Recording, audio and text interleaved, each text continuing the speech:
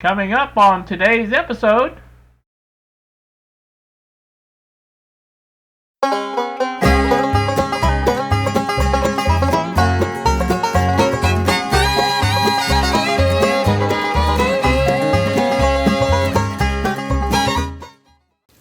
Welcome back once again, YouTube, to DERB. I am your host, Doug. I am here at the bench. What you see in front of you, and I'm sure you know what it is from the title, things like that, thumbnail, whatever. This is the Baylor 6 Little Bastard radio. Bill likes it when I say little bastard, I think so.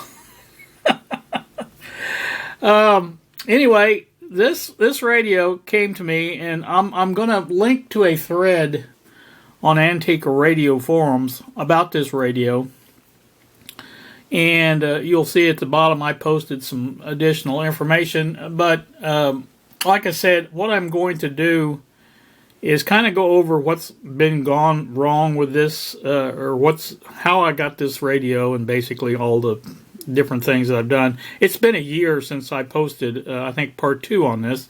So basically what I'm going to try to do is recap and do it quickly, if that's at all possible for me to do.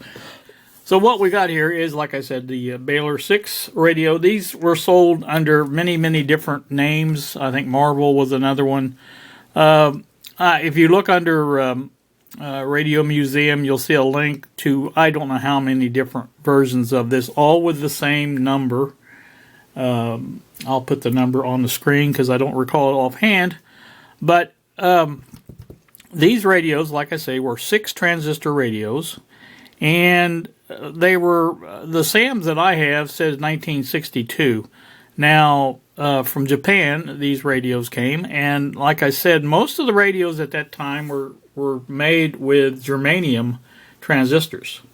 And one of the big things that I'm going to point out to you is the fact that this apparently has a misprint on the schematic on the SAMs, and we'll go over that when we come to it. But for now, the radio was reported in the thread, if you read the thread on the Antique Radio Forum, that it had no audio and no radio action at all.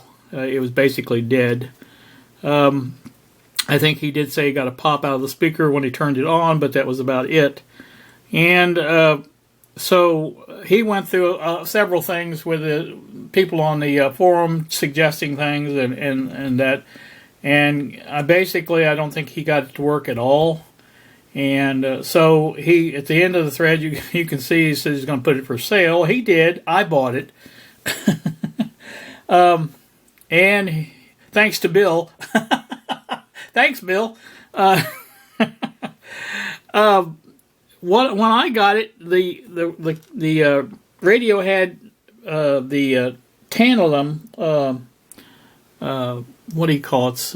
Transistors or capacitors in it that the previous owner had replaced down here. There was 4 of them. 1, 2, 3, 4.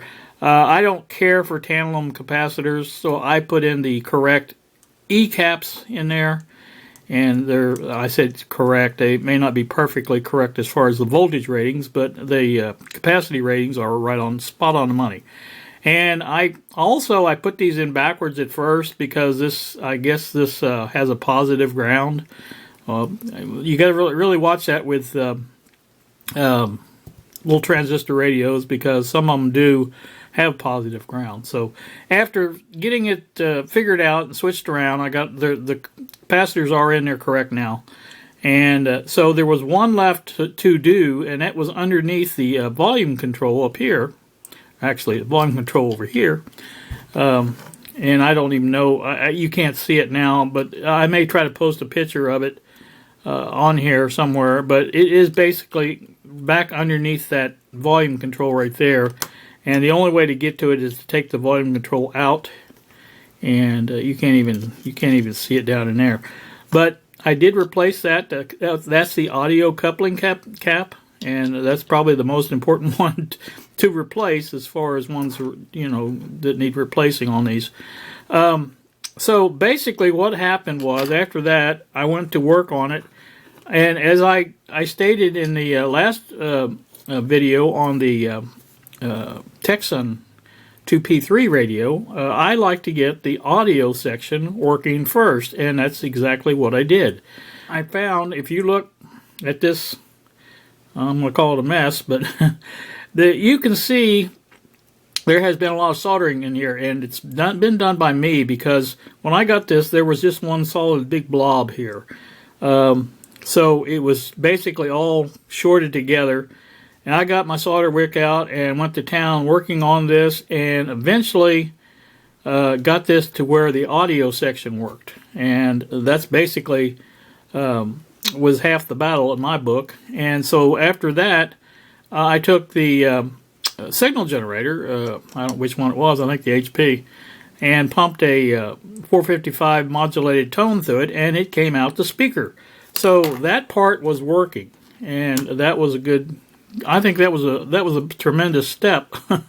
So since then, we tried to get the radio working, or I tried, and you can see there's a couple of leads there from the antenna. I've got to put those back if I can figure out where they go. I've got the schematic, so that's half the battle, I guess. But anyway, you may see there's a missing item there, and it is, in fact, one of these green objects here, and you can see it over here if I didn't, oh, there it is. There it is right there. And that is a Panasonic or Matsutsu, or however they say it, transistor. And it is, you would think this would be a germanium, and it is, in fact, a germanium. But I'm going to show you on the schematic, and this is where we get to this. And I forgot. This is the converter mixer oscillator transistor, and I believe this is what's bad, because we cannot tune a station in. We cannot use the signal generator like to point to a certain station and have it come through the radio. The only thing that comes through is the 455 IF frequency. So anyway, I did determine this is bad. We took it out. I tested it on my tester. I think it tested as a dual diode or something like that. But it did test bad. So like I said, this is the one that needs to be replaced. So if you look at the schematic, I'm pointing at the part number there. You see it says 2SA1018A. Now that's the problem right there. That is if you look that up on the data sheets, you will find that's a silicon transistor, and these are germanium. And it also, if you look at, I'm going to show you the parts diagram on here where it says replacement part, that 2N1527 is also a germanium replacement. So this was my my thing that pointed, or it kind of stuck out in my mind, that this is not the correct transistor, or we're reading this wrong. And that's what happened. Bob and I got to looking at this today, and what this is a 2SA101BA. Now, according to what Bob told me, the BA is insequential, and whatever. Inconsequential? I can't even say the word, but it doesn't matter is what I'm trying to say. The BA doesn't matter. So it's a 2SA101, which is a germanium transistor. These, like I said, this makes more sense now. Okay, everything is back. The universe is in order now, and I think we've got it fingered out, as they say. So there's our thing right there. If I can get this, or a replacement for this, put it in that socket, get these antenna leads back where they go, and this radio should work. My first thought, and I still have this thought, is to take this transistor out here, which is the second IF transistor. You can see it's between the first and second IF can, or the second and third, I'm sorry. But anyway, it is a second IF transistor. I'm not having good luck talking today for some reason. But I thought about taking that out, put that in that spot, and then make sure the oscillator works, and we can use the BDST to monitor the signal here, and we should be able to get radio action out of it at that time. And I think that's the plan, and we'll put that in there. It's easier, I think, to find a replacement for this transistor than it would be for the mixer oscillator because of the difference in frequency.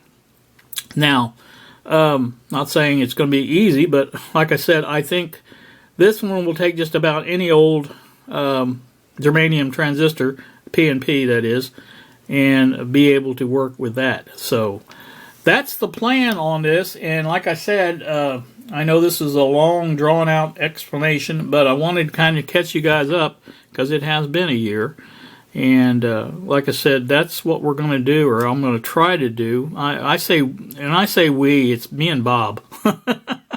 Bob's my cohort on this stuff, and he's just the other end of the text line there on the phone. And he pretty much, I send him pictures of things, and he tells me what he thinks, and I tell him what I think, and we generally agree. And we did on this transistor. I know you can't say, I'll put a picture in here from my phone that I took of this, and you'll be able to see too that looks to me like well, I know it is, it has to be 2SA101BA, and there's the number again. If I had my close-up camera, you'd be able to see a little bit better, I think. But like I said, it just looks to us like it's a BA instead of, and he did look it up, and Panasonic did use that numbering system with the 101, so that's a good possibility, I think. And so that's what I'm going to do, take that transistor out, put it in that spot, get this all lined out, and that's going to be my next little job to do, so join me for that. Alright, well, I am back once again. I have I had everything, I still have it, but I mean, I had everything figured out to a T where things went. I got the second IF transistor out, no problem. That is it, sitting there in front of the camera lens, and you can see just how fragile these things are. It came out, no problem, nothing loose. The leads seemed to be just fine on it, and everything seemed to be fine. And then I finally got it worked into the, and I didn't do a lot of twisting on these leads. Now I just straightened them up a little bit, so I went ahead and put it into the holes that it was supposed to go into for the mixer oscillator socket, and that proved too much for the transistor. As you can see, two of the leads broke off. So right now I'm down to, and this one tests a little bit better. I'll post up a picture of that, how this one tested. It does test as a PNP. It does seem to have an extra diode in there. Not sure why, but I think where we're going to have to stop this at is here until I can find another suitable transistor that will replace that. And while I'm at it, just get two of them because they are the same transistor for these mixer oscillator and the second IF. So that is what we're doing here. And let me see if I can get better. I think that's probably as good as I can get it though. Pretty close to it. So anyway, like I say, that's just the way the ball bounces, I guess. The cookie crumbles, or however they say that. So, you know, that's what it looks like.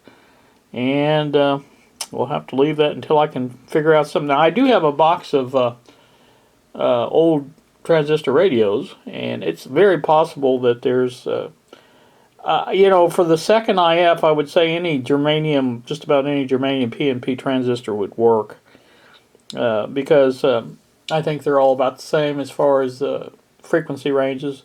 Now, I don't know about the mixer oscillator. They are a little bit more picky when it comes to working, so might have to find one that's actually been an oscillator or something like that. So that's maybe where we're stuck at. So until I can get back to this, let me post up the picture also of how this is wired. I took pictures of the underneath side of the circuit board, the radio circuit board, PCB, and matched it up to the circuit trace on the SAMs, and that's, I don't know about, Bob was helping me out, but that's where we ran into a lot of problems because the circuit trace is wrong, and you know, we decided that there's probably, that was an early revision of SAMs.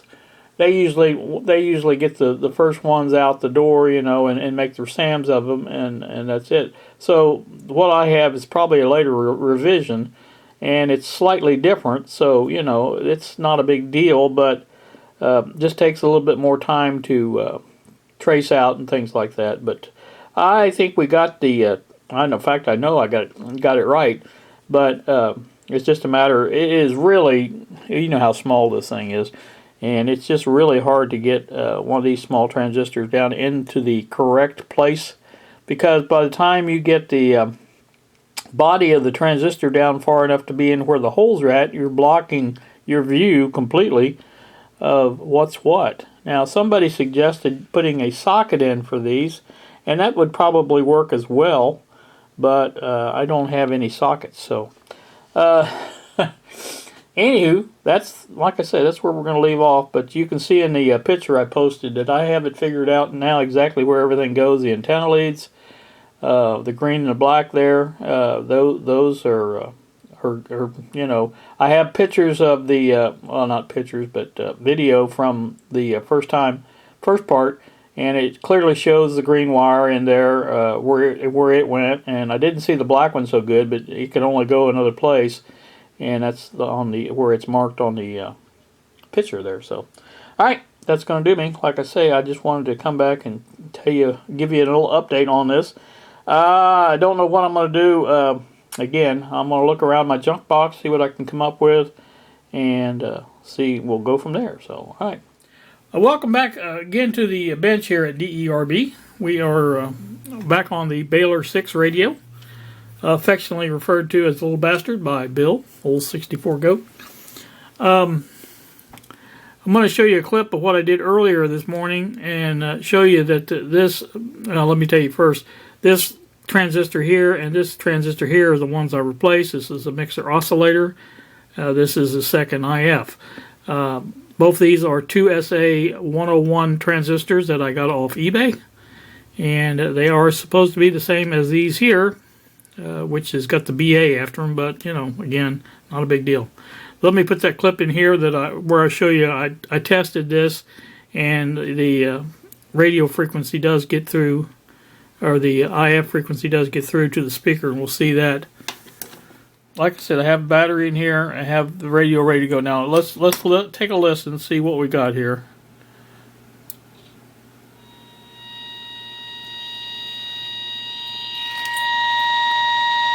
So you can hear, there's our 455 making it through the radio.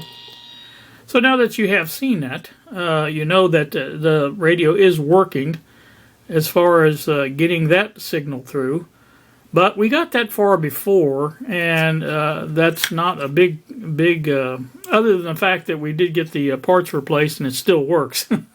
Still works the same as it did. How's that? Now, I subsequently tried my best to tune in a station.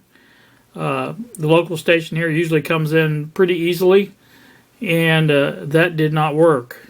I could not get anything coming through as far as that. So Bob suggested that I take the signal generator, the RF signal generator, put it on a certain frequency, and I did. I put it at 1 megahertz. Which is in the middle of the, basically the middle of the AM band. And I did the same thing, and I held the output from the signal generator here, near the antenna. And try as I might, sweeping the band all over the, you know, from top to the bottom, that frequency did not show up. So, number one, that tells me the oscillator is still not working. And so, like I said, if it's not working, there's got to be a reason. We've already replaced the transistor.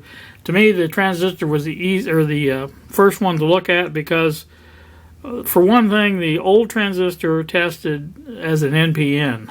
and it's a PNP. So, that right there told me something was not right with that transistor. So I just figured, well, go ahead and buy these two and go ahead and replace them, which I did. And that's okay. Now, that did not fix the problem, though. And I think we've overlooked something here, and I'm going to show you. I have been reading someone, and I don't remember who. It might even have been Facebook, Vintage Radio group that I'm on there, Transistor Radio, whatever it was. But they posted, they didn't post a link, but they was talking about the Sam's Transistor Radio Servicing PDF book was online, and you could find that. And I searched for that and found it and downloaded it. Also downloaded the Sam's Transistor Substitution manual. So got both of those things downloaded, and that's nice. But then I thought, after all this trouble we've been having with this oscillators, with this and the Magnavox, I thought, well, let's go look at that some. And so last night I just, left the bench alone and went to the nice easy chair and got on my computer, started reading. And lo and behold, I found a section on the oscillator on transistor radios, mixer oscillator. So I read through that pretty good, and one of the things it said is that the main thing to go wrong with these oscillators is the fact that this loop stick antenna opens up, and that would be the green and the blue, dark blue wire there that is supposed to be the antenna coming in the leads coming in from this antenna, and I've shown you where they connect at and things like that. So I thought, well, okay, I'll check that, because that's the next thing, I was going to check anyway, because it's, it's more common to this to fail than it is even a transistor. So I did check that, and sure enough, this little booger here is open. So we cannot have no oscillator, and I'll show you the relevant posts in that book, and you can see that it says that the most common failure of the oscillator is the antenna coil. So that being that or whatever. And there's also two different kinds, and it just so happens that I have both of the examples of this right here on the bench. This is the one that uses the base as the, and I'll show you a diagram of that, how the feedback goes on the base through the collector and base of this transistor here, and how instrumental this is to that oscillation going on. And the other example of that is the emitter collector situation, and that is the little Magnavox that I have, this one here, and it is the other example of that. So that's good to know. Both of those things are really good to know. And like I said, so that is going to be our problem. And as such, I don't know exactly what I'm going to do, but one thing's for sure, this is going to have to be taken apart and looked at thoroughly. These wires here, these blue and the dark blue and the green wire, you can see how the antenna kind of, let me see how it kind of flops back a little bit. Oops. Like that. See that it goes back and forth. And I just think after so many times of doing that, it's probably, the wires tend to break. They're small wires anyway, so I may get lucky and just be able to reattach those at the antenna itself. We don't know yet. We'll find out. But as again, I also have parts for these, and I do have some of these loop stick antennas, not knowing if they're the exact right one, but they may be close enough to get it working. So that's what I'm going to be looking at in part 3, which unfortunately there will be a part 3 of this. But like I said, that's as far as we've gotten on this, because like I say, if it's not going to oscillate, it's not going to work. So that's the pure and simple facts of the case. And like I say, as such, that's the way this works. So I'm going to cut this off here and put this up on the interwebs for you to view. And you guys let me know your thoughts on it, because like I said, I'm always interested in that. And until then, you guys have a great day. Thank you so very much for watching, and we will see ya.